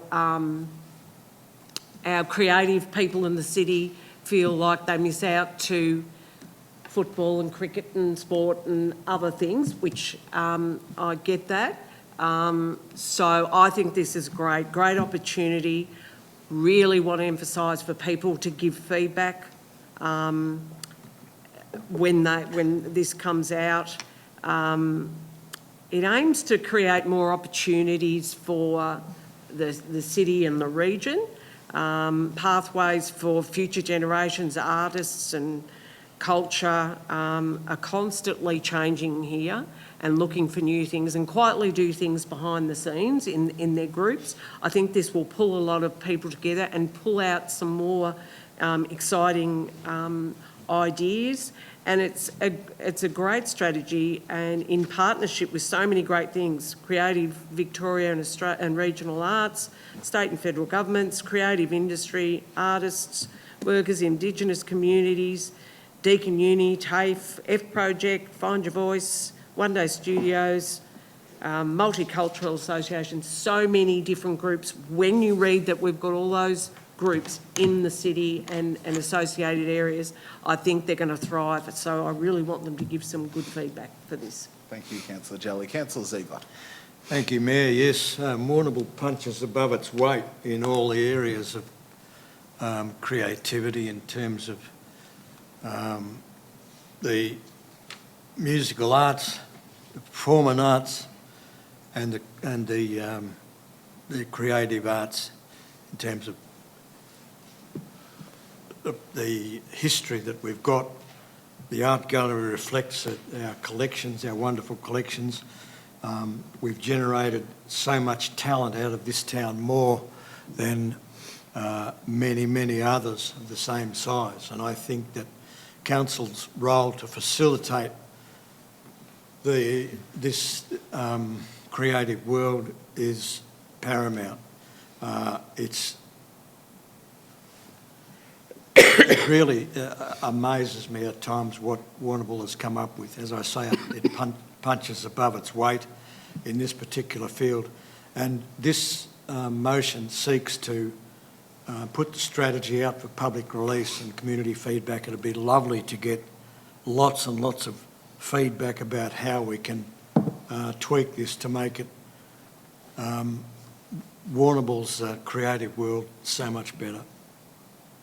Thank you, Councillor Ziegler. Councillor Arnott. Thank you, Mayor. Look, this is the Council's first creative strategy, and it does focus on the short term on establishing a strong foundation from which to grow. The strategy is going to enable Council to capitalise on the positive benefits to our economy, to the health and wellbeing of our community, as well as the civic wellbeing. Like all successful projects, it begins with a strategy and a plan. So I urge everyone to give us some positive feedback or any feedback, and happy to endorse the draft release. Thank you. Thank you, Councillor Arnott. Any other councillor wish to speak? Councillor Benter. Yeah, thank you. Echo the sentiments exactly.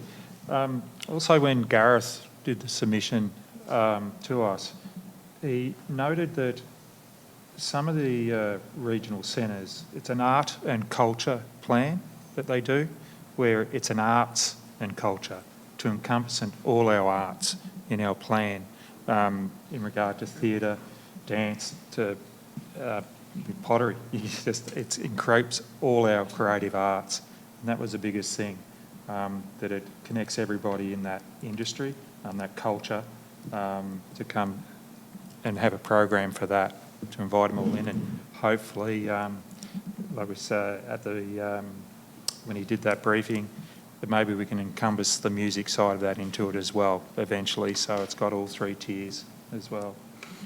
Thank you. Thank you, Councillor Benter. Any other councillor wish to speak? Councillor Walsh. Thanks, Mayor. Such an important aspect of our community. Councillor Jelly touched on it pretty well. It's exactly what I'd sort of written down about. We are focused around sport, so it's nice to be able to reflect and recognise the other parts that make our town great. We put these strategies out, and we really want people to buy in, and links back to that previous item about engagement. So I can't stress enough. Get people buy in, please respond, provide us with feedback. This will be an important one that will come back to us to get ratified, and really looking forward to what comes back. We're really blessed with some of the creatives we have. Tom Richardson, the Find Your Voice collective, doing pretty amazing stuff for Warrnambool. you know, we've got some really good singer-songwriters. Flynn Gurry, starting to hear some of his stuff on the radio, you know, really, really good.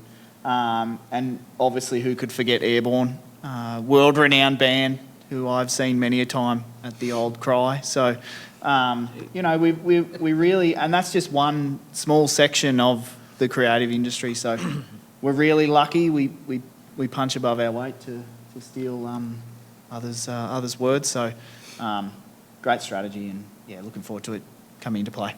Thank you, Councillor Walsh. And it is a rich tapestry that we do live in Warrnambool, and we're looking for this strategy to be able to support all artists, no matter what they actually do, whether they're painting, they're doing sculpture, they're doing music, whatever it is. We want to be able to support, so that's why we need your feedback. And as everyone says, Warrnambool does punch above its weight. One of the oldest recordings in Australia is Waltz and Matilda, which was recorded here in Warrnambool, and it's actually being immortalised with a mural on the train station at the moment. So I think it's really good to see us supporting all artists, you know, including authors and whoever it is, because we've got some amazing authors that have come out of Warrnambool as well. Councillor Jelly, do you wish anything to close? Yes, I was just going to say that Councillor Walsh must have been very young to go to the Cry and see that. I'm a bit older than you, and I remember. He didn't make it to the Lady Bay, I don't think. No, Lady Bay might have gone. Just hung on there maybe one or two times. Yeah. Anyway, just a bit of lightheartedness there. Look, as we've all said, please get involved. Consultation on the draft strategy takes place from tomorrow, it's 3rd of June, until the 24th of June. So I know it'll be out there on our social media and everywhere. And if you attend the Solstice Search Party on Saturday the 21st of June, you'll be able to complete the survey there as well. So really get behind it, and let's watch this come back to us and really celebrate what we're going to get out of this great strategy. Thank you, Councillor Jelly. With no further speakers, we'll now put the motion to the vote. All those in favour, passed unanimously. We'll now move on to item 7.7, Pathways Asset Management Plan and the Stormwater Drainage Asset Management Plan. Mr Mason. Thank you, through you, Mayor. The Pathways and Drainage Asset Management Plans have recently been reviewed. The plans provide data on current asset conditions and provide an important strategic basis for future investment and upgrades. The plans clearly demonstrate the need to continue to invest in maintaining our existing assets as a priority. They recommended that the plans be adopted before you in 2 parts. Thank you, Mr Mason. With any questions? Do we have a mover? Councillor Ziegler. Yes, Mayor, I'll move that the council adopt the Pathways Asset Management Plan and that council adopt the Stormwater Drainage Asset Management Plan. Thank you, Councillor Ziegler. Do we have a seconder? Councillor Arnott. Councillor Ziegler. These are aspects of our city that are usually not taken much notice of, but they're incredibly important for the integrity of the town. Stormwater drainage and all the rest of it, sight unseen, it's one of those things that you've got to have. You don't ever see it until it runs wrong. So it's got to be managed very well, and I think the plan does this very well. Thank you, Councillor Ziegler. Councillor Arnott. Yes, thank you, Mayor. As Councillor Ziegler said, they're often not entirely visible to the naked eye, but very important pieces of infrastructure. Both these plans were due for updates to reflect a lot of the new information that's out there now. So the plan defines how the services will be provided and what funds are required over a 10-year planning period. So I think that's really important. We just simply must have these plans. Thank you. Thank you, Councillor Arnott. Any other councillor wish to speak? And I think the key part of all these strategies is getting the data. The data is the key here to be able to realise what actually needs to be invested. And as Councillor Arnott and Councillor Ziegler said, drainage is challenging because a lot can be spent on drainage and no one sees it until it fails or there's an event. And footpaths as well, they're critical for the connectivity of our city, and it's one of those assets that's a big job to maintain. It's probably one of the highest customer requests that we get as well with footpath issues. So it's really important too that we're keeping on top of that. But there is a balance in the budget for delivery of the works, because we can't just let assets fail, but they need to be in a safe condition. Councillor Ziegler, do you wish to add anything to close? No, Mayor. We'll now put the motion to the vote. All those in favour? Passed unanimously. We'll now move on to item 7.8, the quarterly financial report. Mr Mason. Thank you, Mayor. The quarterly financial report to the end of March is presented to Council. The report shows that the overall budget is tracking very close to our projected budget and is in a good, strong position as of the end of March. Obviously, as we move into this quarter, there's a lot of work required to finalise delivery and wrap up the budget. So recommendation is before you. Thank you, Mr Mason. Any questions? Do we have a mover? Councillor Ziegler. Yes, Mayor, I'll move that the quarterly financial report be received. Thank you, Councillor Ziegler. Do we have a seconder? Councillor Walsh. Councillor Ziegler. I think the CEO's said it all. Thank you, Mayor. Thank you, Councillor Ziegler. Councillor Walsh. Nothing further from me on that one, other Mayor. Any other councillor wish to speak? And as Mr Mason said, tracking close to budget, the years are getting tighter. Yep. Councillor Ziegler, you don't wish to add anything to close. We'll now put the motion to the vote. All those in favour? Passed unanimously. Now move on to item 7.9. It's a tender for unified communications telephone system replacement. Mr Mason. Thank you, through you, Mayor. Council's existing telephone system is old and is no longer supported technically or in terms of getting parts. After an extensive tendering process, it's recommended that Council award a contract for a new communication system to Ericom. The recommendation is in 4 parts, which is recommended to allow a proof of concept to be undertaken before any final investment or final purchase is confirmed. So recommendation in 4 parts before you. Thank you, Mr Mason. Were there any questions? Do we have a mover? Councillor Walsh. Thank you, Mayor. I wish to move the recommendation as noted. Thank you, Councillor Walsh. Do we have a seconder? Councillor Arnott. Councillor Walsh. Thank you, Mayor. Very quick on the hand there. Didn't even think I had it all the way up. Didn't have it up. In all seriousness, this is a great move. It moves our telephony system into the 21st century, which I think will be a good thing. Creates opportunities with the use of Microsoft Teams, the ability to take external calls, and obviously it's how the staff manage a lot of their internal communication as well. So I think gives us flexibility. I think the proof of concept is a good approach. It allows us to make sure that we can test those things that are non-negotiables and work with the Ericom's platform and make sure it's really suitable before we delve right into the contract. So, thank you, Councillor Walsh. Councillor Arnott. Yes, thank you, Mayor. Look, we've currently got 2 very outdated systems and they're on unsupported platforms. They can and often probably do cause many issues in a big, large organisation. A new system will enhance working conditions for staff and enable, the ability to work better remotely and ensures continuity of service. So I think it's great that we've got the trial period in there. The total cost over 3 years, if the contract is signed, is $615,190. That sounds a lot of money, but I'm comfortable that the cost benefit is far outweighs anything else. So happy to support. Thank you, Councillor Arnott. Any other councillor wish to speak? Councillor Ziegler. Yes, Mayor, as with any awarding of tenders and things, I find it very important in this case that the final consideration was based on an evaluation by a group of 9 of council staff. I think that if they're happy with the tender that they've recommended, then I'm happy with that. I think it's important that, that they're comfortable with what they've chosen, and it's quite a good aspect that it's the best value for money assessment of all the tenders received.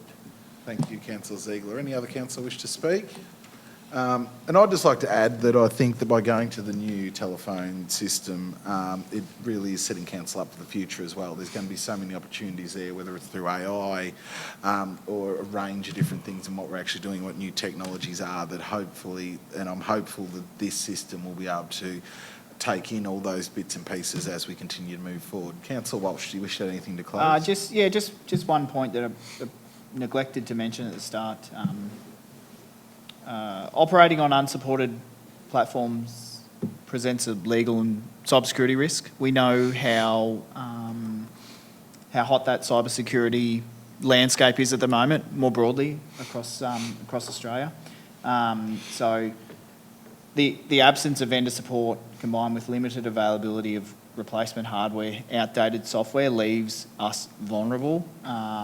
So I think this is a great way to shore that up and reduce any of that cyber risk. So, very supportive. Thank you, Councillor Walsh. With no further speakers, we'll now put the motion to the vote. All those in favour, passed unanimously. We'll now move on to item 7.10, the tender for the supply and delivery of Meals on Wheels. Do we have any questions? Do we have a mover? Councillor Arnott. Thank you, Mayor. I would like to move the officer's recommendation. Thank you, Councillor Arnott. Do we have a seconder? Councillor Walsh. Councillor Arnott. Thank you, Mayor. We received three tenders for the supply of and delivery of these meals. Southwest Healthcare has been selected as the provider, and just to make note, they were the least expensive of the tenders received. Meals on Wheels delivers approximately 15,000 meals to some of the most vulnerable in the community, and they are delivered by a team of 80 volunteers. The cost of the meals has increased, a 33% increase, which is significant, but the Commonwealth Government has committed to increasing the subsidy of the delivered meals, so hopefully that subsidy will offset the increase of the meal compliance. So I'm happy to endorse this tender. Thank you, Councillor Arnott. Councillor Walsh. Nothing additional from me on that one, Mayor. Councillor Arnott covered it perfectly. Any other councillor wish to speak? Councillor Ziegler. Yeah, I'm pleased that the successful tenderer was the local one. Thank you, Councillor Ziegler. And it's great to see this critical service continue, and Southwest Health have been doing it for a lot of years, and they do a good job, and they're one of the few that could deliver meals every day as well. That was another part of the tender. And a really big thank you, because we wouldn't be able to offer this service without the volunteers who do an amazing job delivering this critical service that actually does keep people in their homes longer. It's something that a lot of us take for granted, but, you know, it can be the difference between living on your own and moving into care. So it's really exciting to be a part of that. Councillor Arnott, do you wish to have anything to close? No, thank you, Mayor. We'll now put the motion to the vote. All those in favour, passed unanimously. Now move on to item 7.11, the King Street Drainage Project variation. Mr Mason. Thank you, through Mayor. The current financial delegation to me as CEO is $400,000. Following a tender process in January, February, a contract was awarded under the CEO delegation for the King Street Drainage project, which was at that stage under the $400,000, a tender price of about $350,000. Unfortunately, the contractors have hit extensive rock during this job, and the contract allows for additional payments in this event, and as such, seeking a further council endorsement for a further for this tender to go over the $400,000 CEO delegation, up to a total value of $450,000. Thank you, Mr Mason. Were there any questions? Do we have a mover? Councillor Walsh. Thank you, Mayor. Recommend that council delegate financial authority to the CEO to approve contract costs above 400,000, up to a limit of 450,000 on the King Street drainage works. Thanks, Councillor Walsh. Do we have a seconder? Councillor Ziegler. Councillor Walsh. Thank you, Mayor. Unfortunately, as the CEO stated, there's been some rock found there that needs some additional rock breaking. So it makes sense to allow the continuity of service and not to hold anything up, that we increase that limit for the CEO. Get that job done and finished. Thank you, Councillor Walsh. Councillor Ziegler. Yes, I just think it's a no-brainer, really. No one knows what's under the surface, and we've just got to swallow it, basically. Thank you, Councillor Ziegler. Any other councillor wish to speak? Councillor Arnott. Just quickly, look, this is a project that has to be completed. It cannot not be done. It's going to improve the drainage along King Street and reduce flood risks, so more than happy to endorse the CEO limit up to the 450,000K. Thank you, Councillor Arnott. Any other councillor wish to speak? And I think it is important that, you know, we haven't just given a blank cheque here. There is a limit so that we can keep tabs on the project. And it's running a little bit behind schedule, so hopefully it'll be completed soon. And I'd just like to thank everyone for their patience, because when you go sort of up Canterbury Road and around King Street there, it's been blocked off for nearly 2 months, I think, now. So, yeah, thanks everyone for your patience. With no other, sorry, Councillor Walsh, you had anything to close? Nothing further, Mayor. Thank you. We'll now put the motion to the vote. All those in favour, passed unanimously. We'll now move on to item 7.12, the council's future electricity contracts from the 1st of July 2025. Mr Mason. Thank you, Mayor. Following a review, it's recommended that council move all of its electrical purchasing or purchases to a power purchasing agreement. This change will result in a saving of approximately $100,000 and also ensure that our electricity is 100% renewable. So this is a good news story. Thank you, Mr Mason. With any questions, do we have a mover? Councillor Walsh. Thank you, Mayor. Move the recommendation, approve the transition from the state government contract to the PPA contract for all small electricity accounts. And part 2, authorise the CEO to sign, seal and vary the contract as required. Thank you, Councillor Walsh. Seconder?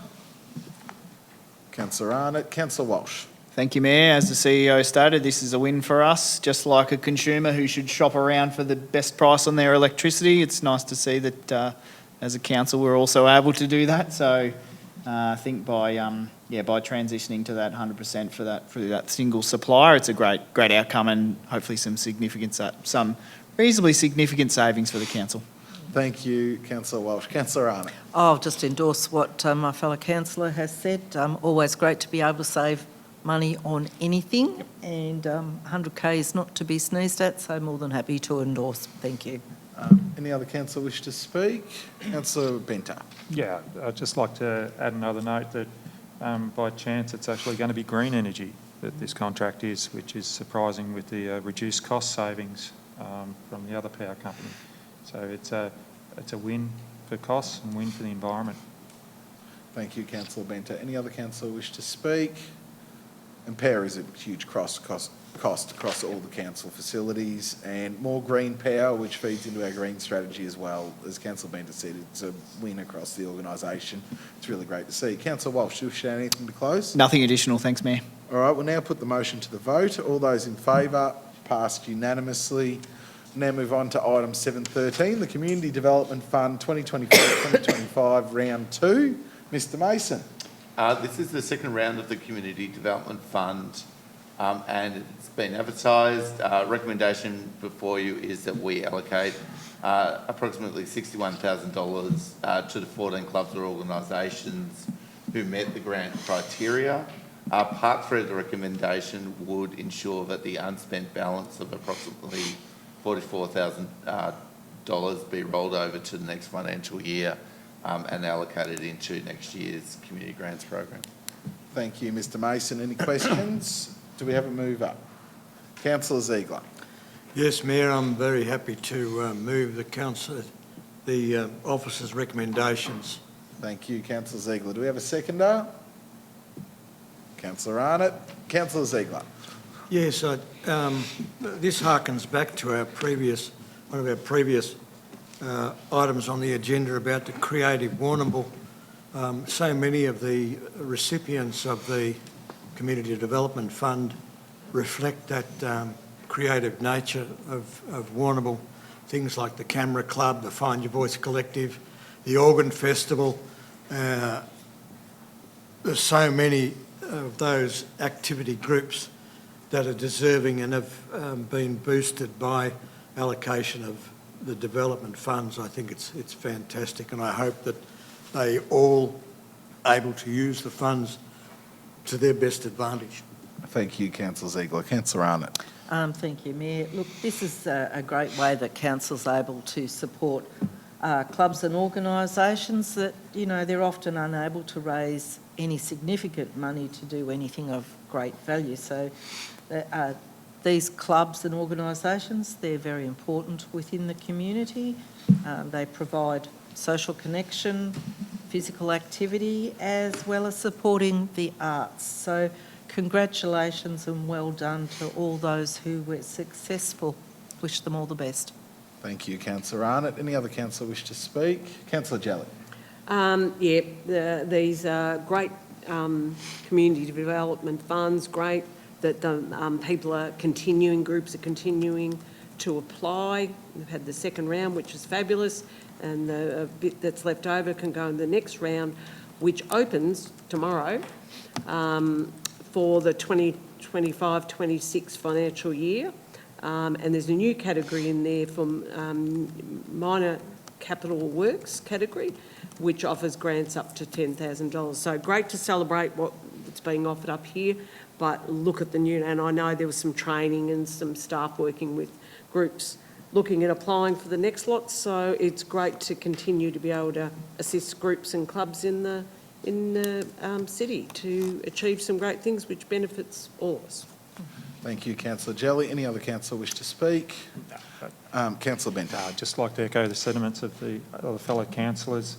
It's good to see the clubs taking up the opportunity to apply for the funds and to receive the grants. It only adds to their strength and to grow bigger and to create more participation with the public. So it's a win for everyone, which is good. Thank you. Thank you, Councillor Benter. Any other councillor wish to speak? And it is great, as everyone said, for so many organisations to see the funds and the leftover money will be rolled over into the next round. But please take the time, especially with grants opening tomorrow, to apply, because we want to see the money go into clubs. We don't want to see money continually being rolled over. We want to be giving it out. That's what it's there for. It's not there for us to be holding on to it. And with the new guidelines, as Councillor Jelly said, around the infrastructure component, it does open it up a lot more to what you could use. So please apply, because we want to see all that fund extinguished every year. Councillor Ziegler, do you wish to add anything to close? Just one quick word about this. It's particularly gratifying that the recipients, most of the recipients' funds will be used towards activities that benefit the whole community, like the symphony, for example, the community garden, the Kiwanis, the land care group. Their activities have ramifications for the whole community, so it's marvellous that the money is being spent that way. Thank you, Councillor Ziegler. With no further speakers, we'll now put the motion to the vote. All those in favour, passed unanimously. We'll now move on to 7.14, the Advisory Committee and Reference Group reports. Mr Mason. Through Mayor, just a procedural matter with the Cycling Reference Group records to be received. Thank you, Mr Mason. Any questions? Do we have a mover? Councillor Jelly. Thank you, Mayor. I will move that the record of the Cycling Reference Group meeting held on the 7th of May 2025 be received. Thank you. Do we have a seconder? Councillor Walsh. Councillor Jelly. No. Councillor Walsh. Nothing from me, Mayor. Thank you. No other councillor wishes to speak. We'll now put the motion to the vote. All those in favour, passed unanimously. Now move on to item 7.15, the informal meeting of council reports. So the informal meetings from the 5th, 12th and 26th of May are there. Were there any questions? Do we have a mover? Councillor Walsh. Do we have a seconder? Councillor Arnott. No councillor wishes to speak. We'll now put the motion to the vote. All those in favour, passed unanimously. Now move on to item 7.16, the Mayoral and Chief Executive Officer Council Activity Summary Report. It's there for everyone to see. Any questions? Do we have a mover? Councillor Walsh. Do we have a seconder? Councillor Arnott. No councillor wishes to speak. We'll now put the motion to the vote. All those in favour, passed unanimously. Now we will move on to item 8, a notice of motion, and Councillor Jelly has a notice of motion she'd like to bring forward to the meeting. Thank you, Mayor. Yes, notice of motion is given that at the scheduled meeting of Council to be held on Monday, 2nd of June 2025, I propose to move that Warrnambool City Council, number 1, acknowledges the state legislation in relation to emergency services and volunteers fund levy legally forces council to collect the levy on behalf of the Victorian Government, not issue a separate rate notice for the levy, and proportionally allocate a payment to the state government to pay for the levy in the event that a ratepayer pays less than the total amount of the council rates and the levy. Number 2, while acknowledging its legal obligation to comply, we strongly object to the imposition of this responsibility, which shifts a state taxation collection burden onto local government and potentially impacts the relationship between council and our community. Number 3, direct the Chief Executive Officer to write to the Victorian Premier, Treasurer and local members of Parliament to express Council's concern about the Emergency Services and Volunteers Levy, which will unfairly impact on rural and regional communities, and to encourage the State Government to do more to support drought-affected communities of South West Victoria. Number 4, direct the Chief Executive Officer to write to the Federal Minister for Emergency Management and Minister for Regional Development, Local Government and Territories to encourage the Federal Government to do more to support drought-affected communities of South West Victoria. Thank you, Councillor Jelly. Do we have a seconder? Councillor Arnott. Councillor Jelly. Yes, this has come to pass in the last couple of weeks. I think we acknowledged, I know the Mayor and I attended the local rally a couple of weeks ago up at the showgrounds, and it was very clear that people were feeling left out, cheated, and being pushed into position that they had no choice with. There was a lot of emotion up there. The Mayor spoke very well there of how we feel here at Council, and I know many other areas across the region and across the state had same, volunteers, fire trucks, different services come together to put forward their ire. In the last week, the end of last week, the state government did come back and say that they would not be bringing out this levy this year for farmers, but that means it's still there for everyone else, and how they're going to work through that in the next year, I don't know. This tax affects every Victorian, farmers, businesses, volunteers, homeowners, in every community. There's no way of getting that, and councils and municipalities should not be made to be the tax collector for this levy. It's something we shouldn't do. It's a state government levy, and they shouldn't be pushing the burden onto councils to do this. Emergency services should be funded by the state general revenue. It's a significant financial impact, and people already burdened with cost of living and drought. We're in a severe drought area down here in South West Victoria. Yes, that has been recognised in the last few days too, and the state government has come forward to offer up funds to farmers, but it's not enough. They're struggling to keep them afloat. It's just devastating. So the state government needs to realise that rural and regional communities are at breaking point and feel ignored. So as a council, I'm pleased that we recognise that and support our local and regional community. Thank you, Councillor Jelly. Councillor Arnott. Thank you, Mayor. I fully endorse everything Councillor Jelly has said. Even though we are a regional city, we possibly do not have many farmers within our LGA. However, we have a huge farming community that surrounds Warrnambool and supports Warrnambool, and I think it's imperative that we as a council write to the Minister and get the Minister to acknowledge that these farmers are in really severe circumstances at the moment. Yes, they've offered some funding, but truly $10,000 would be gone in 2 days on feed of most farms for their cattle. So I feel the state government can do more. As Councillor Jelly has said, they've nominated that councils have to collect this levy. So now we've also got the imposition of being basically tax collectors. And it will cost council. If there's, people that say we're not paying that levy or we can't pay that levy, council, it's then put on council to actually try to collect it, which costs time, effort and money. I think it's imperative that we make a position known to the state government. Thank you. Thank you, Councillor Arnott. Councillor Ziegler. Yes, Mayor.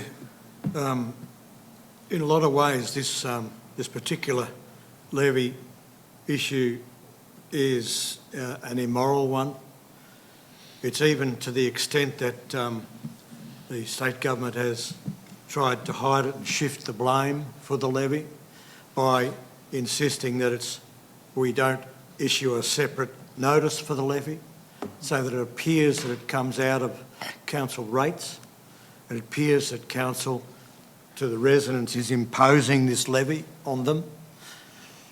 And it's not only about the fact that it comes with a drought, which, by the way, was only started to be mentioned by the state government in recent months. We've been in drought for nearly 2 years, and it was only very recently that they've acknowledged that farmers and this region is in dire straits. And then to impose this extra financial burden upon them is quite immoral. Thank you, Councillor Ziegler. Any other councillor? Councillor Walsh. Thank you, Mayor. Don't really know what to say about this. I just think it's a really bad policy decision. I really feel for the people that are really impacted by this. They're people that are broadly a part of our community. I think that's the real hard part, and it shows what the power of the collective can do. Yes, the state government has made some concessions. That is not solving the problem. That is essentially putting a stop on the problem. Yes, it still impacts those who are not on farms, so the vast majority of us in Warrnambool. I say to the community who's impacted by this that we in Warrnambool City Council definitely support you. I know the broader councils in our region also have the same sentiment around this levy. So continue to lobby to the state government, which the council will also do on behalf of our community.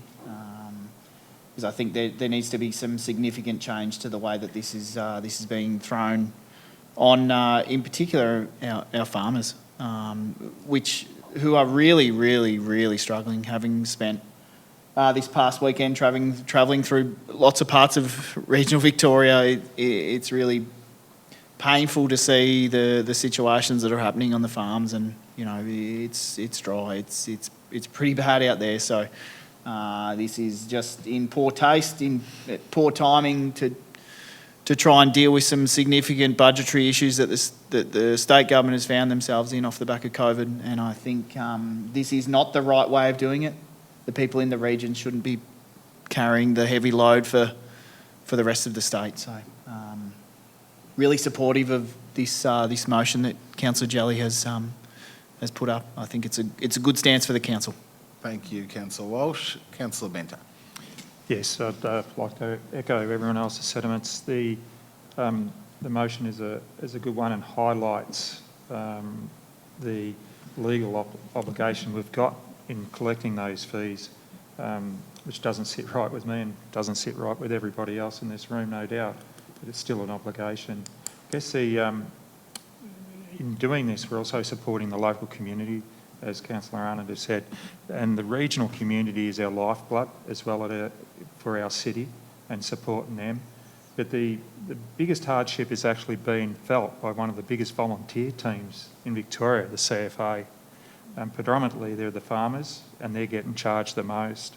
So they're the ones that we rely on, the country relies on them, the volunteer fire brigades. And here we are treating them not the way we should be. We're treating them poorly, not us personally, but the government, the state government. It's quite odd that the levy is to support them, but then they are tearing them out from the back door, I guess, taking their money.